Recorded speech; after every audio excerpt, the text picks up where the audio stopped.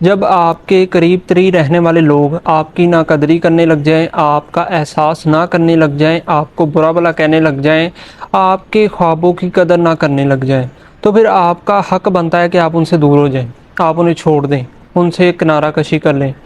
میں یہ بات اس لیے کہہ رہا ہوں کیونکہ یہ بہت ضروری ہے، بہت ضروری بات ہے۔ کیوں؟ کیونکہ اگر آپ ان لوگوں کے ساتھ رہتے رہیں گے، ان لوگوں کے ساتھ ملتے رہیں گے، ان لوگوں کے ساتھ زندگی گزارتے رہیں گے، ان لوگوں کے ساتھ چمٹے رہیں گے، تو ایک بات تو کنفرم ہے کہ ان لوگوں کے ساتھ رہ کر آپ